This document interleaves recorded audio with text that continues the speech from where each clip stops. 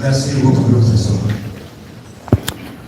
À présent, j'ai l'honneur d'inviter les camarades coordonnateurs politiques de l'Alliance du Congo à ce territoire, Tonnerre Nanga, à bien vouloir nous présenter la communication des jours.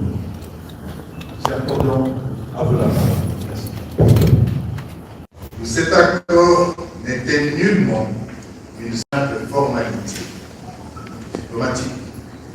Il incarne plutôt la promesse, étant ainsi définitivement battu le point 2 de la déclaration des principes signée à Douala le 19 juillet 2025. 1.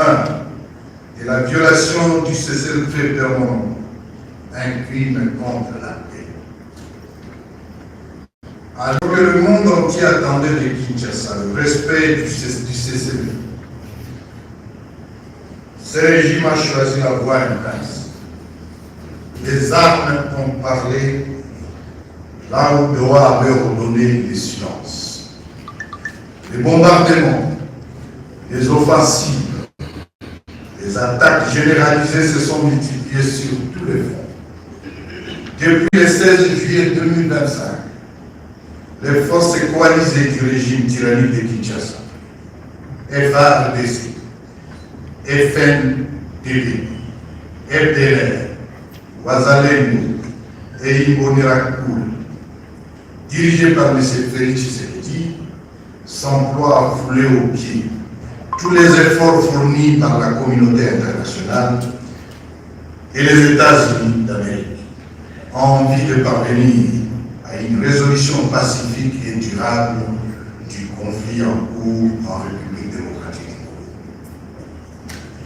Les victimes ne sont pas les combattants, ce sont les femmes, les enfants et les vieillards, contraints à l'exode, terrorisés et sacrifiés au mépris d'un accord qui devait les protéger.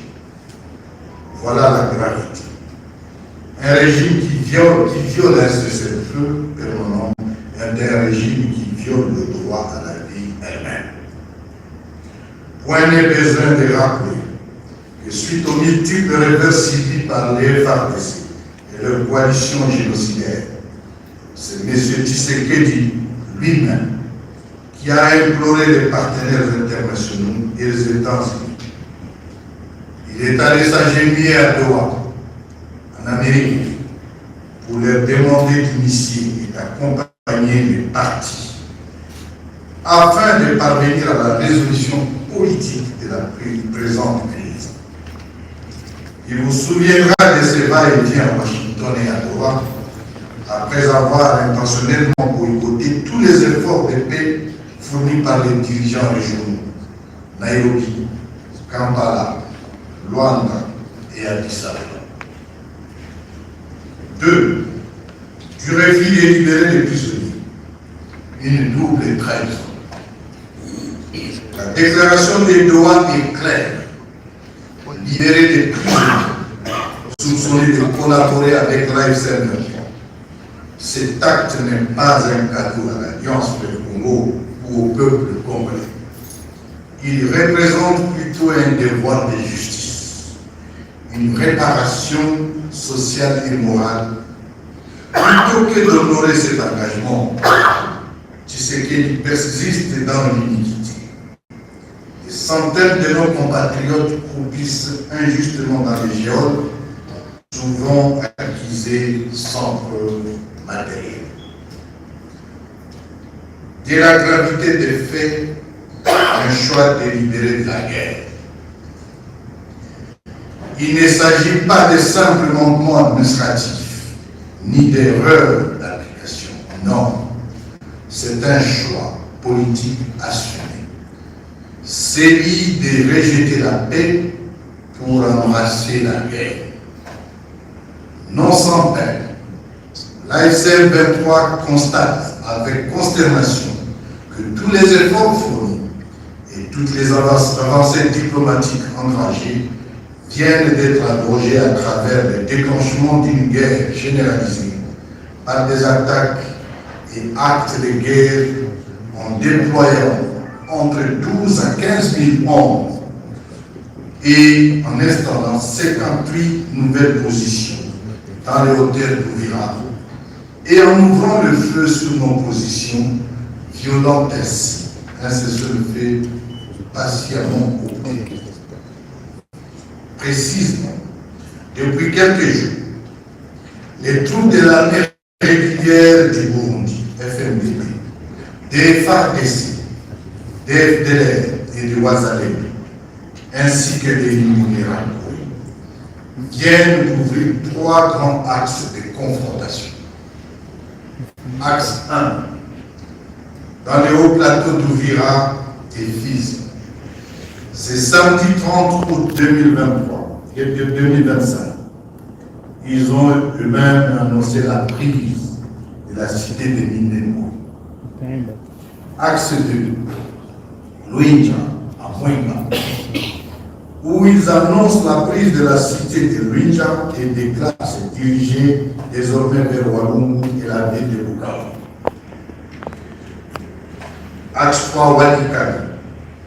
Après la visite du gouverneur militaire du Nord Kivu, des hostilités ont été déclenchées dans l'objectif de prendre Walikani, Massissi et d'ouvrir la voie vers la ville de Goma. Des avions de combat, des drones et plusieurs hommes des troupes, plus de 30 000 hommes, sont mis en contribution afin de réaliser cette sale besoin. Tshisekedi et son régime veulent convaincre par le canon ceux qui refusent de discuter à la table. Ils espèrent noyer dans le sang les aspirations légitimes d'un peuple qui ne demande que de vivre libre, en sécurité et dans la dignité. 4.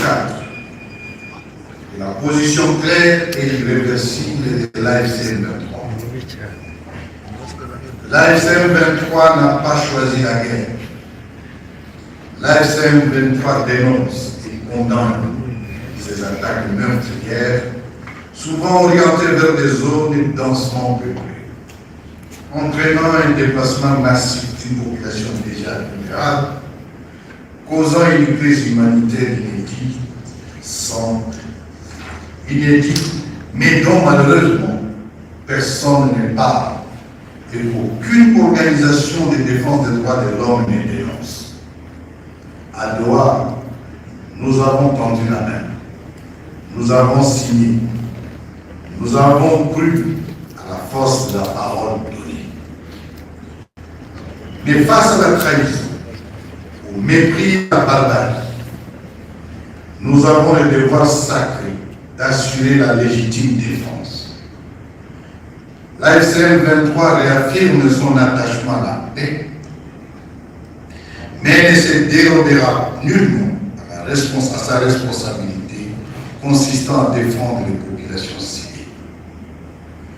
Tout en réaffirmant son attachement au communiqué conjoint signé à Doha le 19 avril 2025, à la déclaration des principes signée à Doha le 29 juillet 2025, ainsi qu'au processus de paix de Luanda-Nairobi, piloté conjointement par la SADC et l'EAC, sous le leadership de l'Union africaine, un processus qui prône la solution politique à la crise, conformément aux résolutions permanentes des Conseils de sécurité des Nations Unies.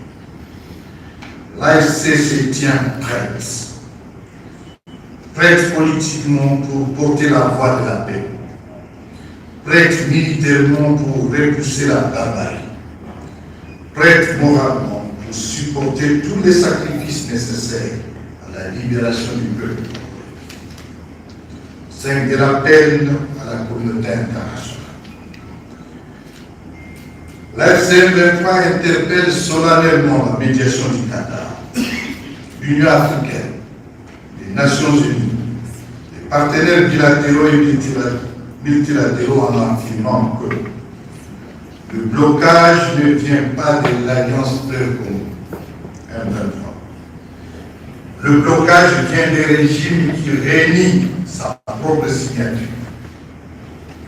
Le blocage vient d'un pouvoir qui, après avoir opposé son nom à la loi, choisit, comme à son habitude, la trahison. L'AFC 23 appelle la communauté internationale à regarder la vérité en face et à en assurer la responsabilité. Fermer les yeux aujourd'hui, c'est les crimes les plus graves encore au détriment de la population congolaise. Voilà pourquoi l'AFC 23 met en garde M. Tshisekedi contre toute nouvelle attaque irresponsable de toute sa coalition génocidaire et se réserve le droit de le mettre immédiatement hors d'état de nuire.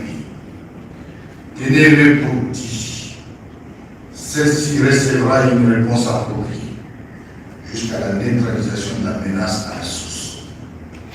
Mesdames et messieurs, permettez-moi de souligner en définitive qu'il y a dans l'histoire de peuple des moments où la vérité ne peut plus être écrite. Aujourd'hui constitue l'un de ces moments dans l'histoire de la République démocratique. Congo, mon pays, notre pays.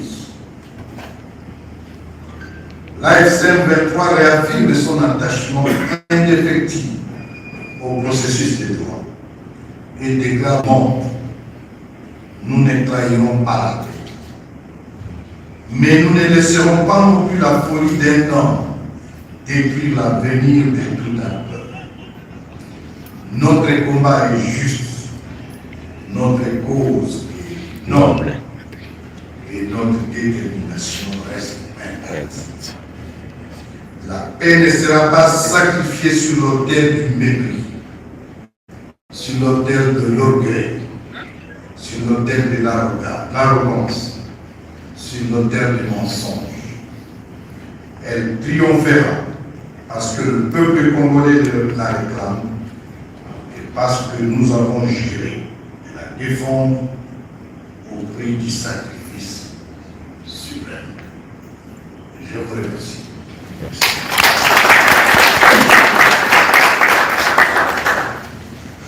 Merci beaucoup. Merci beaucoup, camarades coordonnateurs politiques de l'Alliance du Congo, AFC 23. Nous allons passer maintenant aux questions. Alors, nous allons demander s'il y a certaines personnes qui veulent poser des questions ici, qui puissent lever la main. Et nous allons. Voilà, le mot RTNC, si vous pouvez s'approcher, poser votre question. Merci pour la parole. Je m'appelle Primo Pascal Odaïbois, je suis de la RTNC Congo. Monsieur le coordonnateur de l'AFC 23, est-ce qu'avec la déclaration de ce soir, nous pouvons conclure que Doha a accouché d'un mort-né? Deuxième préoccupation, 7 mois déjà, depuis que l'AFC M23 administre une grande partie de la province du Nord et du Sud Kivu, est-ce que vous êtes satisfait du travail abattu par les cadres du mouvement dans ces deux provinces? Et enfin, le procès de l'ancien président Joseph Kabila à Kinshasa, quelle lecture vous en faites aujourd'hui? Je vous remercie. Merci. quand vous posez 3 questions, les autres vous posez pas. Comment vous êtes égoïste?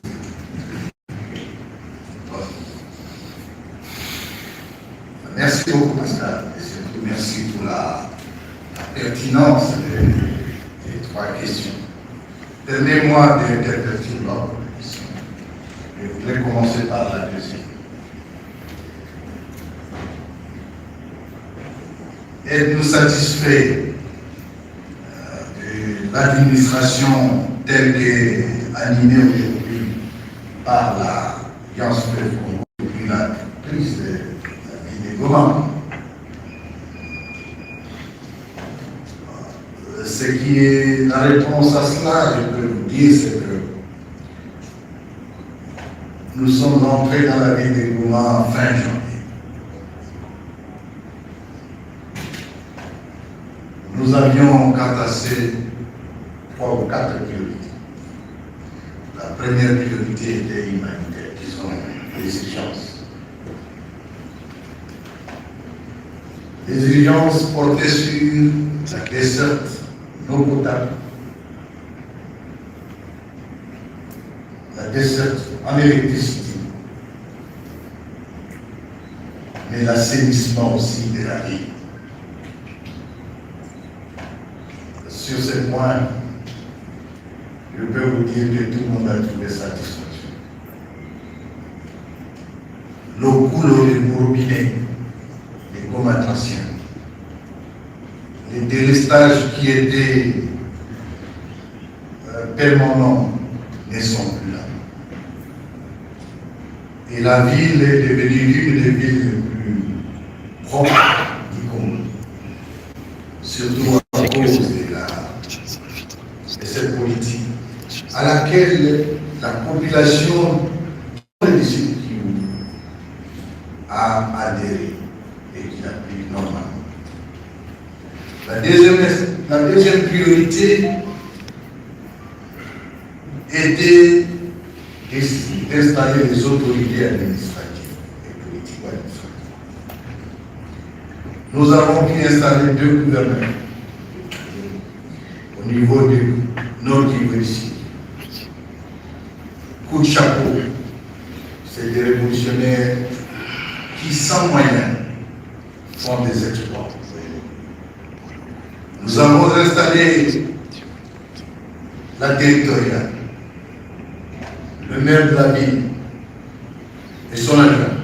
Coup de chapeau parce que les 2 maires des villes et leurs adjoints, la pratique des salons est devenue une réalité.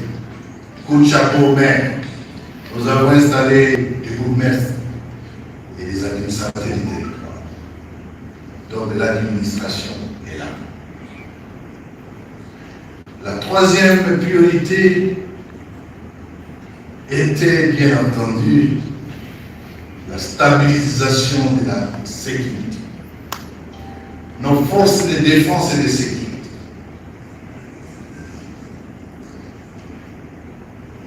gèrent aujourd'hui la sécurité sous l'autorité bien entendu de la coordination militaire et général Makenga et ses hommes. Aujourd'hui, dans Goma, les gens se promènent. La nuit, les gens peuvent dormir. La vie a repris. Et dans le même élan, nous avons continué avec des formations de nos hommes en uniforme. Et par jusqu'hier, par jusqu'il y a quelques semaines, toute une brigade de la police est désormais en place. C'est l'occasion de féliciter ici le colonel Guillaume, qui avait été ainsi désigné comme commandant de brigade de cette police. Aujourd'hui, il est à Bukavu pour le même travail. La police pour la sécurité civile, l'armée bien entendu pour la défense. Et un troisième élément est en cours, c'est que nous avons activé le système judiciaire. Pas plus qu'aujourd'hui. Le contrôle contrôle physique et l'identification des magistrats a été lancé ces jours. Et sur le plan social, d'abord, on a pu encore accompagner, par l'intermédiaire de deux gouverneurs de province, accompagner l'éducation. L'année scolaire s'est terminée normalement. Et ce matin, mon collègue et moi, nous avons lancé la rentrée scolaire en bonne et due forme. Des gros efforts ont été faits à ce domaine-là. Depuis 3 ans, les élèves n'avaient plus de bulletins. Et aujourd'hui, ils ont témoigné, depuis plus de 4 ans, tous les élèves ont pu avoir des bulletins. Est-ce qu'on peut dire que les défis, ça manque, il y en a encore. Toujours sur le plan social, au niveau de la santé, un accompagnement avait été fait aussi, toujours à travers nos deux gouverneurs. Ainsi, aujourd'hui, par exemple, il est lancé le programme de vaccination qui continue en bonne forme et un travail de consolidation. Dans tout cela, laissez-moi, je voudrais remercier particulièrement la population pour la résilience, pour l'accompagnement, pour l'appropriation de la révolution qui évolue. Mais je voudrais aussi remercier les organismes internationaux qui sont alimentaires et qui ont accepté de nous accompagner dans cet élan. Et on avance. Si je mets le bilan maintenant, je vais vous citer, nous allons rester ici jusqu'au soir. Je voudrais toujours vous dire que non, ce n'est pas un problème de satisfaction. Les responsables ne se satisfont pas. Les responsables gèrent les problèmes qui sont là au quotidien. Les défis qui sont devant nous, nous allons continuer à les gérer, sans pleurnicher, mais en toute responsabilité. Quant à la deuxième question, est-ce que Doha est un mot-né? Non. Tout processus, Doha c'est tout un processus. Je voudrais premièrement insister ici sur le fait que nous sommes arrivés à Doha à la demande devant la débarque militaire, après la chute des deux grandes villes, Goma et Bukavu. C'est lui qui est allé s'agenouiller devant le mur du Qatar pour qu'il nous convainque à ce que nous parlions, nous discutions. Nous n'avons pas dit non parce que dans notre logique, nous sommes des hommes épris de paix. Nous avons toujours considéré que la crise congolaise doit se résoudre par le dialogue. Le demandeur, c'est lui. Mais nous sommes aussi conscients d'un fait. Bien que le demandeur, M. Tshisekedi, voulait gagner du temps. Il utilise Doha comme tous les autres processus dilatoires. Vous le savez bien, c'est un escroc menteur. Et il ment tellement qu'on finit par croire à ses propres mensonges. Il se croit avoir le monopole de tout. Non. Doha n'est pas mort. Nous sommes attachés à la paix, au dialogue. Et mais qu'il rejette, qu'il ait déchiré ce qu'il a signé lui-même, ça n'engage que lui. Et peut-être ce qu'on pourrait dire à ce niveau, c'est que s'il ne veut pas de dialogue, les Congolais tiendront un dialogue sans lui. Et il a raison de dire il a raison de dire que non, il ne peut pas y avoir de dialogue sans lui parce que, in fine, c'est lui le problème. Le problème, c'est M. Tshisekedi.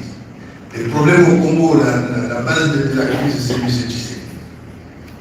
Le problème du Congo, c'est son illégitimité, ses mensonges, ses détournements, sa folie de croire qu'il veut laisser avoir le droit sur tout le monde. Que c'est lui qui peut dire que toi tu peux rester libre ou pas. Que toi tu ne peux pas aller à l'exil et comme ça. que je peux changer la constitution comme je veux. Et ça, je comprends.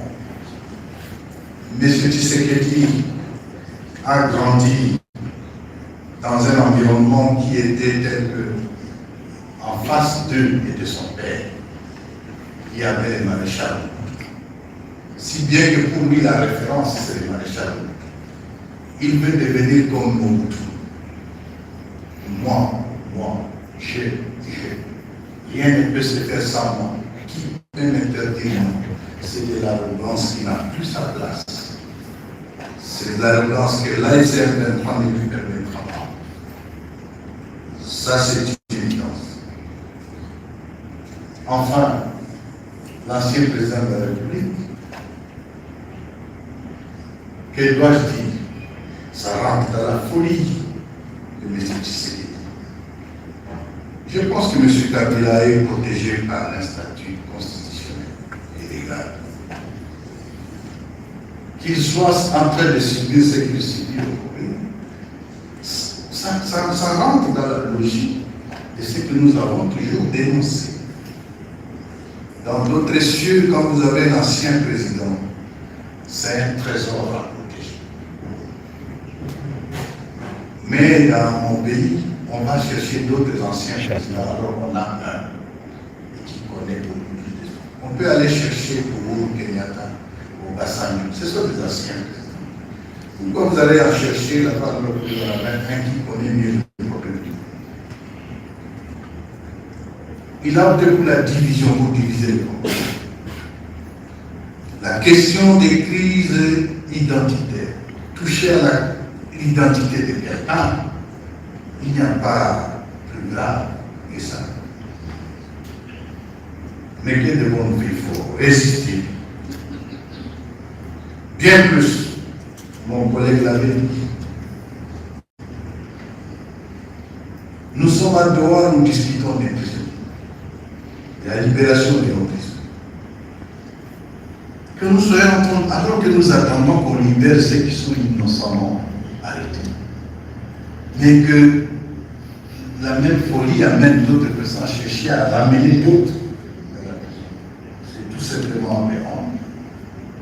Nous résistons et nous n'allons pas accepter ça.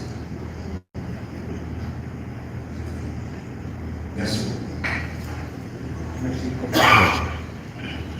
Alain.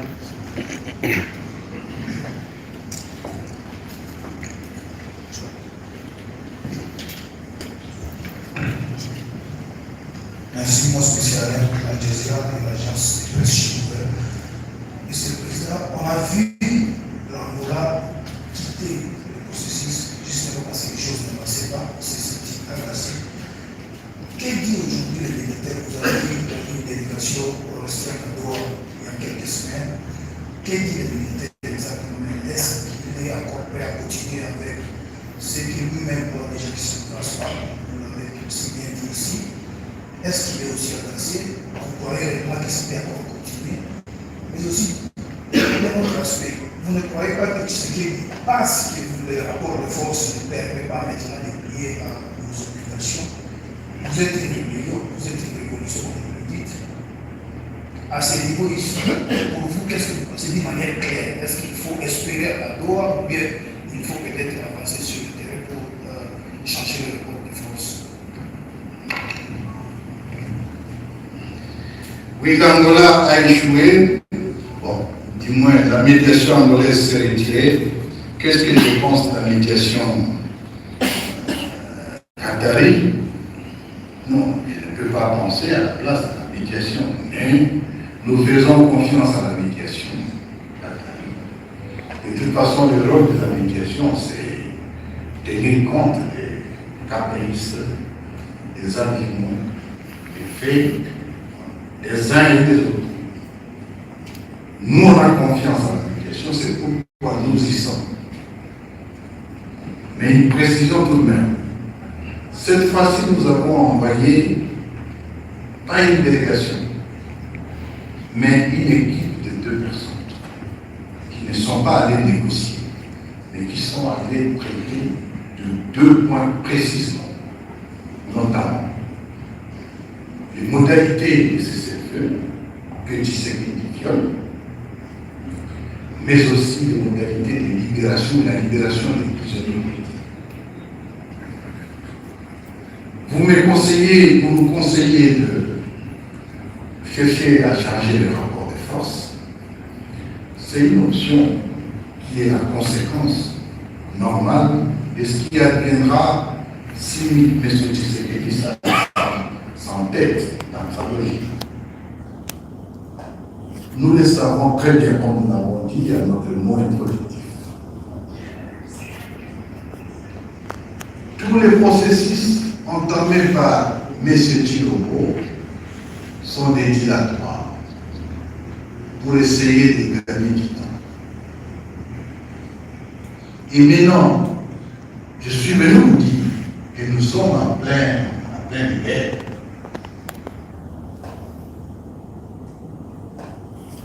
Parce qu'il a pris le temps, il s'est réarmé, il a recyclé un certain nombre d'hommes, c'est-à-dire surtout la même des Ouazalènes, mais surtout les RTLR, les irréductibles. Et il les a organisés. Et à ce niveau, il croit maintenant qu'il faut répondre les offensives. Il a repris les offensives. Mais nous disons, nous sommes victimes. On nous tue. C'est plus de 30 millions qui sont déployés aux moyens et au plateau, avec un objectif clair, aller décimer surtout la population qui se trouve en particulier les Tutsis, donc les Banourés. C'est des évidences et tout le monde voit. Amnesty International, ils sont là, ils disent bien. Nous sommes attaqués.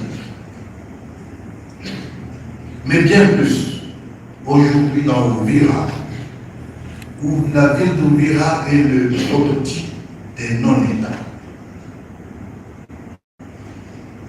Ils se rentrent dedans, ils sont très durs et couchants. Il qu'on change le rapport de force. Oui, nous pourrons changer, mais on est d'abord en train de se défendre. Et nous nous défendons. Et nous défendons la population. Et je suis venu vous dire ici que nous sommes victimes. Et que ceux qui savent, ceux qui aiment crier, pourquoi ne crient-ils pas à ces mots? Voilà. Merci Cordo. Allez, Fika, s'il vous plaît.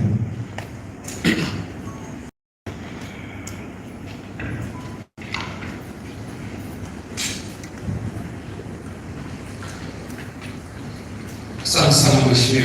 J'ai des questions en français, des questions en swahili.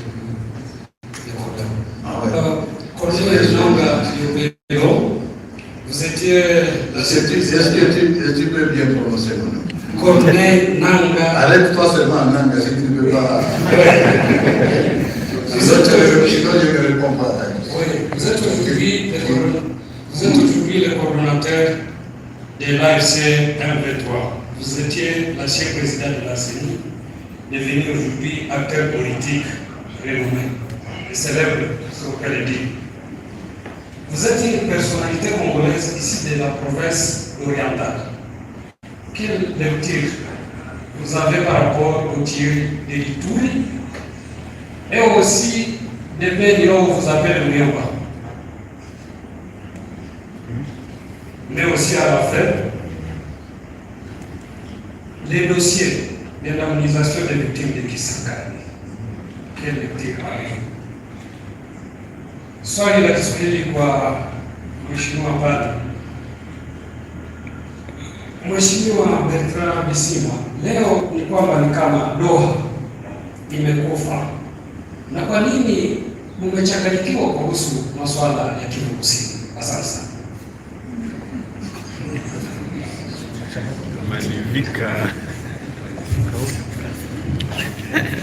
Asante sana Malivika kwa swali lako. wanasema kama doa ni kufa, lakini kwetu sisi doa bado haitakufa na haitakufa.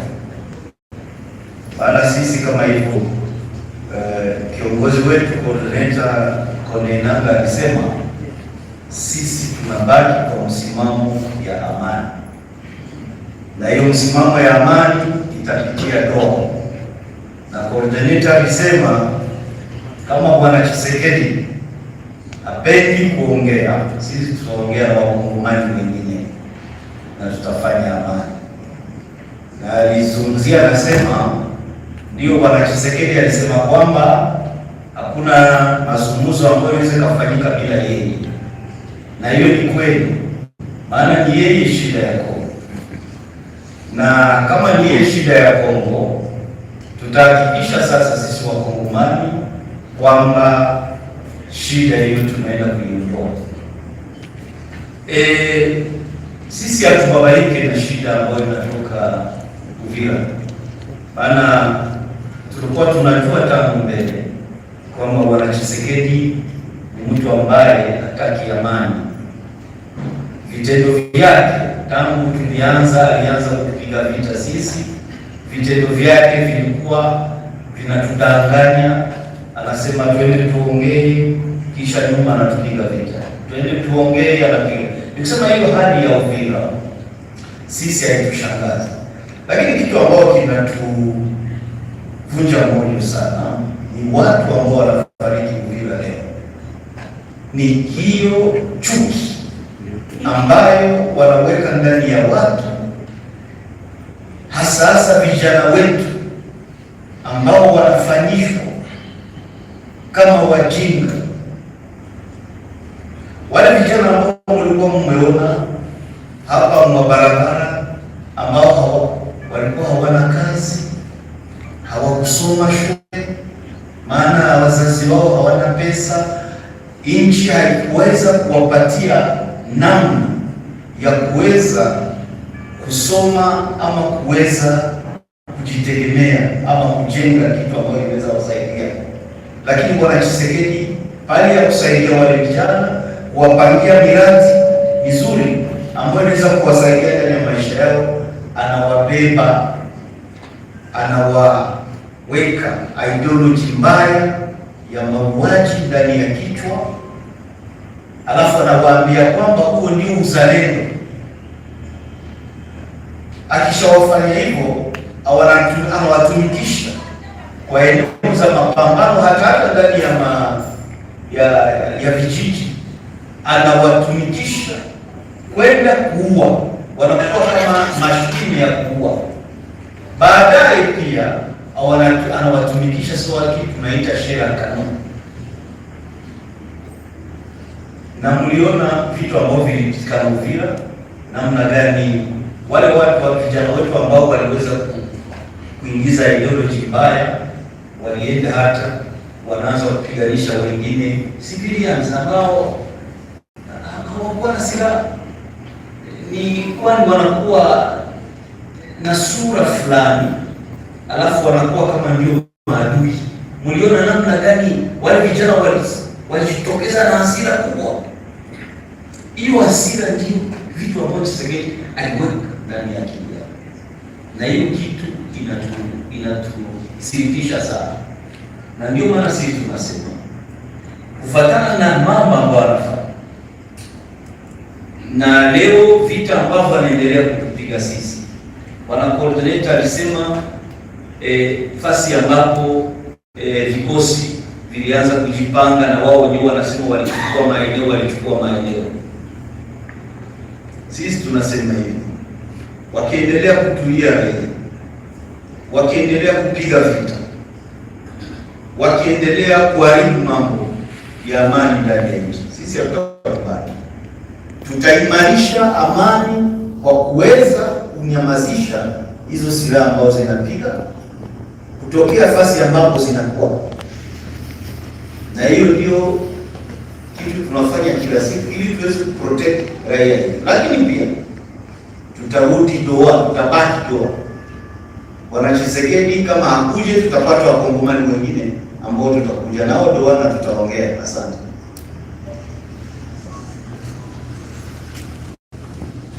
En ce qui concerne la question en rapport avec l'Itourie, je voudrais vous remercier pour cette question. Parce qu'à un moment, l'Itourie passe pour un drame oublié de l'humanité. Je commence par te donner les tableaux. Qu'est-ce qu'il y a en Itourie? Aujourd'hui, l'Itourie reste sous ce qu'ils appellent état de siège. Et l'état de siège était une stratégie. Première, pour installer son frère comme gouverneur. Le général Johnny Wang.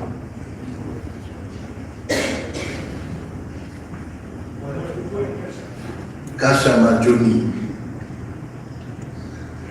pour installer son frère de la famille, parce qu'il fallait lui trouver un poste, il fallait créer cette stratégie. Deux, en Itourie, c'est l'insécurité permanente, institutionnalisée, et c'est une politique, parce que l'état des sièges, c'est plutôt pour l'exploitation d'or. Pour ce faire, ces gouverneurs tribaux devraient servir la famille en exploitant l'or, mais cette exploitation passe par diviser les Itouris, opposer les communautés les unes contre les autres pour régner, en armant même certains groupes, les Codeco, la Codeco, qui se font aujourd'hui appeler là-bas Banafaki. Alors, sur le plan des données, à Djou, évidemment, cette situation a comme conséquence la profanation même des églises, surtout les églises catholiques. Sur le plan des données, depuis le mois, rien qu'au mois d'août, 53 personnes ont péri à Yaoundé. Dans la chefferie de Bassi, on compte 41 civils. À Baïbaboga, 3. Banyadi Tchad, 4. À Walese, Monkoutou, 5.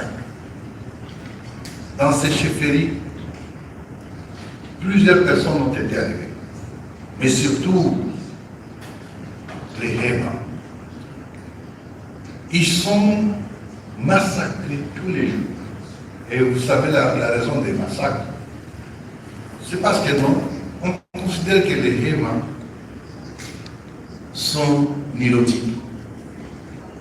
Donc la même persécution contre les Tutsis. Ça chaîne à cette époque. Mais personne n'en parle. Mais au-delà des Itouris, pas seulement, même au Grand Nord, les ETF opèrent les jours les jours. Entre-temps, on dit qu'il y a une gouvernement qui a abandonné l'Itourie et qui a sous-traité sa mission en disant que c'est d'autres armées qui doivent venir. Ce qui se passe à Ouvir, prototype de non-État, c'est la même chose à l'Itourie, et là c'est pire. Cette situation doit s'arrêter. Trop, c'est trop.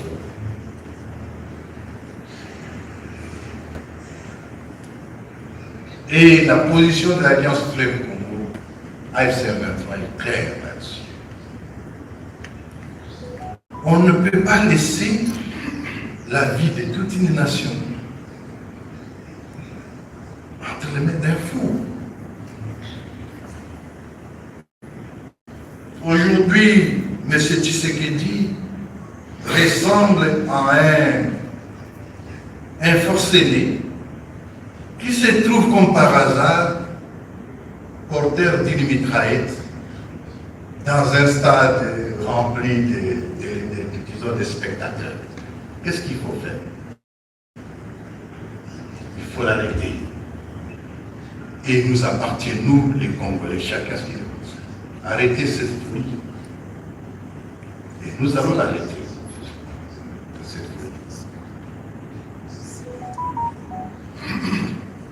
La situation de l'indemnisation des victimes de Kisangani, une escroquerie nationale 2022 en exécution de l'arrêt rendu par la Cour internationale de justice. 325 millions de dollars doivent être payés par l'Ouganda en République démocratique du Congo. L'échéancier prévoyait 4 ans et 65 millions. Depuis 2022,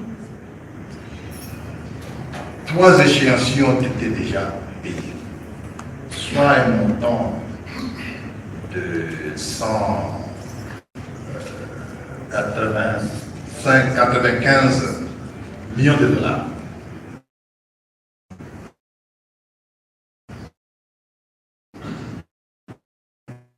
Tribal s'est mise en place, dirigé par M. Tshisekedi lui-même. Le premier échéancier de 65 millions sont tombés, c'est Tshisekedi qui gère. La clique tribale était composée de qui? Et je dénonce. Et ils répondront tous ces mots. Mais c'est Tshisekedi lui-même. L'ancienne ministre d'État, qui était ministre de la Justice et garde des Sceaux, Madame Rose Muto. L'ancien ministre des Finances, et encore et toujours lui, Monsieur Nicolas Kazaki. Et l'ancien gouverneur de la Banque centrale, Madame Kabila. C'est la clique tribale qui se met en place pour gérer ces fonds. Ils ont dilapidé ces fonds aujourd'hui. Au moment où Kisangani elle-même, vous n'avez pas d'électricité à Kisangani. Vous n'avez pas de desserte d'eau. En 2022, j'avais interpellé la dame, Madame Rose Mutombo. Je lui ai dit, Madame, est-ce que vous trouvez normal? Je lui ai dit, si ces victimes étaient par exemple en Chimaï, alliez-vous vraiment accepter que non? Qu'une clique tribale se mette quelque part pour gérer des fonds qui ce n'est pas les fonds de l'État, mais destinés aux victimes. Par la suite, ils ont à Madame Mutombo est partie et on a mis maintenant une autre aventure qui s'appelle Moutamba. Encore toujours la même clique tribale. Parce que quand Moutamba arrive là-bas, il commence à parler du Congo. Alors que nous croyons qu'il était de Kisangani. Et vous connaissez la suite. 39 millions de dollars qui sortent de ces mêmes fonds pour tenter de créer, on détourne en disant qu'on construit une prison. Voilà la question de Fribao. C'est un crime. Des gens sont morts à Kisangani. On a payé l'argent pour les indemniser. Et puis la clique tribale se met en place sous l'égide de M. Tshisekedi lui-même. Il se met en place pour dilapider cet argent comme des archives. qu'est-ce qu'il faut dire? La réaction, c'est quoi? Nous devons arrêter. Mais que ceux qui sont impliqués dans cette supercherie, ils répondront de leurs actes. C'est important. Et ce que je dis ici, Libri et Kissamani, n'oublions pas nos frères qui sont au Katanga. Mais c'est une brimade, ils sont dans l'esclavage. Et non seulement les Katanga, toute personne qui est swahiliphone. Vous connaissez le nombre de prisonniers dont on parle là. Il y a des prisons où les gens apprennent le swahili parce que tout le monde, c'est la prison des swahili. C'est l'esclavage au Katanga. La brimade. Ce sont là les injustices que qu'aucun Congolais ne peut accepter. Nous ne disons pas que non, c'est un problème. Nous sommes tous des Congolais. Que tu sois Katangais, que tu sois, nous sommes des Congolais. Que tu sois Mongala, nous sommes tous des Congolais. Nous méritons traitement égal. Parce que la République nous appartient à tous. Mais des forfaits du genre, détourner les fonds destinés aux victimes, ce n'est que des choses qui resteront, qui sont indélébiles, qu'on n'acceptera jamais et qu'on sortira. Merci. Merci, Conan. Jafar.